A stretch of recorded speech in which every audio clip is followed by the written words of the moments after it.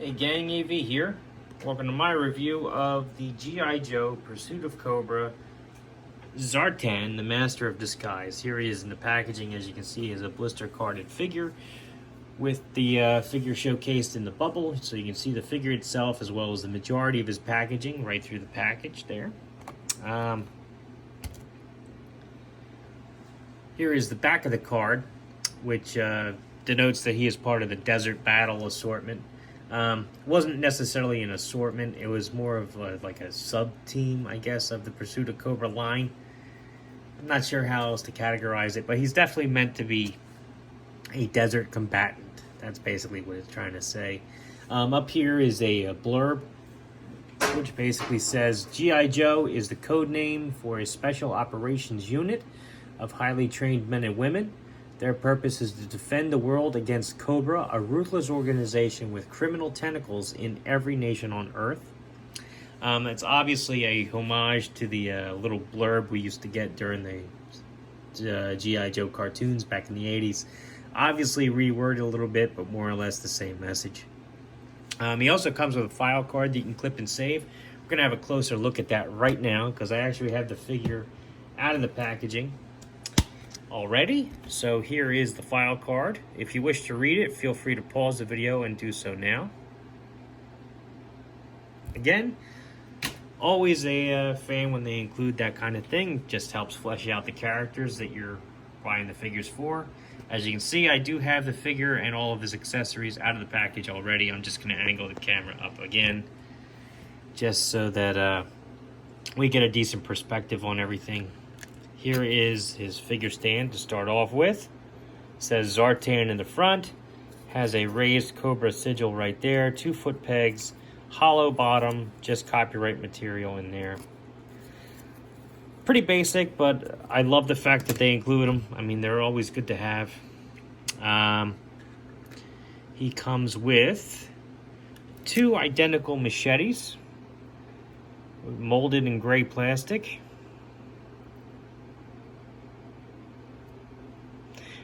These also store on the figure too, which is nice. He comes with a pistol, which has some minimal detail, but still pretty nice. I like it. Gets its point across.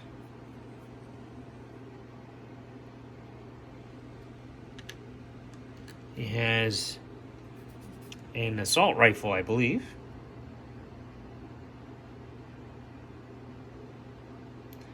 Really nice molded detail on this.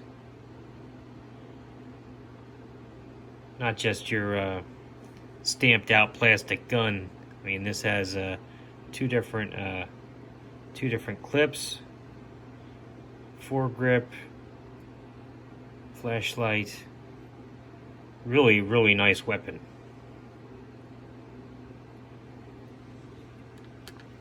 He comes with a staff, which doubles as a perch for his animal companion, the falcon. We're going to test that out right now. Just peg the feet onto the top of the staff there.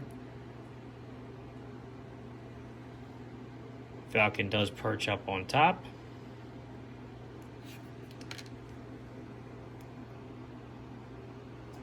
Bird is a really nice sculpt. And very nice paint apps as well. Very convincing looking.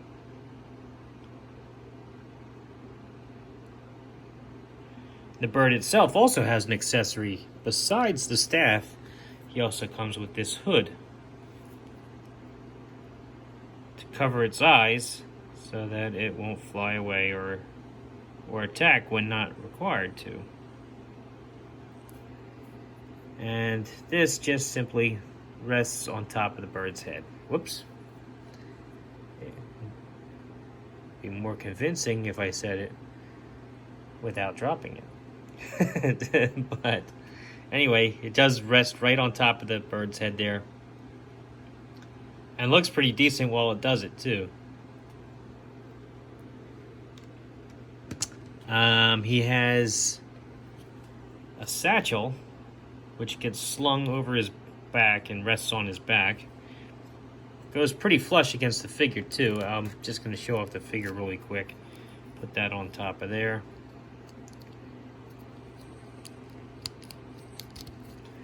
Raise the arm. Slide it up and over. So you can see it fits pretty convincingly across his back. It looks pretty decent. And the satchel itself actually has this little cavity in here to hide his alternate head. So he can carry his disguise around with him. I believe you can also fit the gun in there too.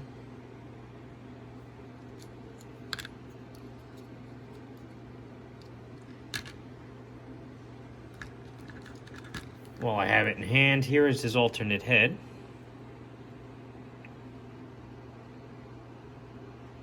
His disguise, which does have removable goggles that function because you got that clear plastic for the lens. Very cool. Here is the figure itself. Really quick, just to show off the disguise.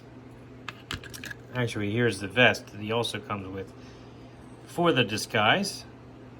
Pretty cool. Put the disguise on. Just pop Zartan's head off. Slide his left arm in. Up and over the neck.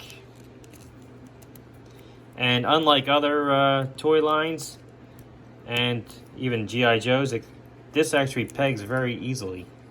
So you can get it on and off, no problem.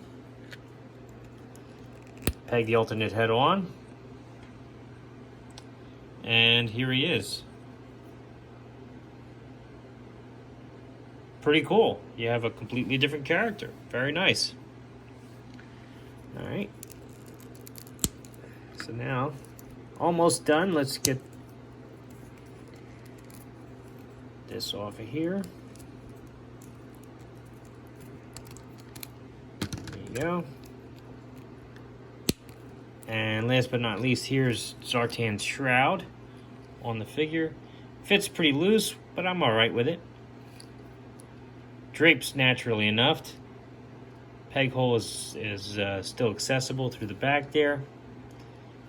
The hood itself is what gives Zartan his signature look, so it's a good way of approaching it in a desert environment. I like it. And here's the figure itself, and I gotta say, right off the bat, when you look at the details on the figure, the paint job really stands out. I mean, as described on the card, he's meant to be in the desert, so you can actually see the dust that's gathered on his pants, which is awesome detail. And then the sunburn on his skin is fantastic. Like, that effect is just perfect. It looks just like a sunburn. Whoever did the paint master for this figure did a fantastic job.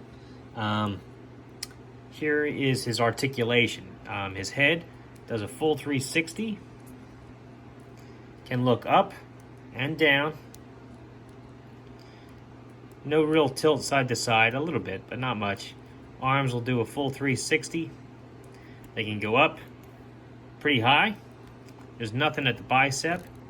Elbows do a 90-degree bend, as well as flatten out. They can rotate 360. Wrists rotate up here at the forearm.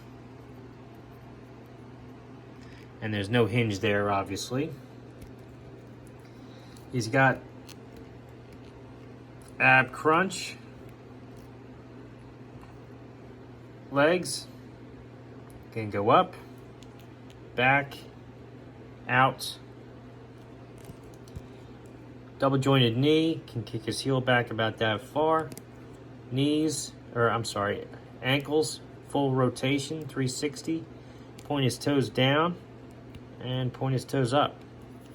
Very good articulation on this guy, as to be expected with a Pursuit of Cobra figure. Not crazy about the forearms, but you know, it is what it is. So anyway, oh yeah, before I forget, like I said earlier in the review, he's got the 2 machetes, and they do store on him. He's got these 2 little slots right here in his belt for them to slot through.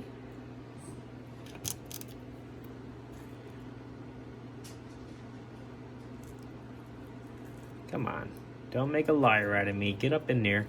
There you go. All right, and you can fit this right on top. Good stuff. Really cool looking figure. All right, let's do a size comparison now. Get him standing there. Get some of this stuff out of the way. Here he is next to a vintage G.I. Joe figure. We'll use V1 Snake Eyes. As you can see, Zartan's noticeably taller. That's because Zartan's a 4-inch figure, whereas the vintage Joes were 3 3/4 inches tall. Same can be said for most Star Wars figures. This is a modern vintage collection. Luke Skywalker, noticeably taller than him. Here he is next to a more modern G.I. Joe figure, obviously a Cobra Trooper. Fits right in with him, obviously he should. Here is Boss Fight Studio Blank. Sizes well with him. And here is a Marvel Universe Captain America figure. Looks well with him too. So, excellent figure. I really love the painted detail on this guy. He's got great accessories, very unique, and really cool rendition of Zartan. I mean, we've gotten a lot of takes on the traditional look of Zartan, but he is the master of disguise, so that really he can look like whatever you want. And this is a great take on the character. I'm very impressed with this particular version. If you like this video, check out my channel. If you like what you see there, then please subscribe. And as always, thanks for watching.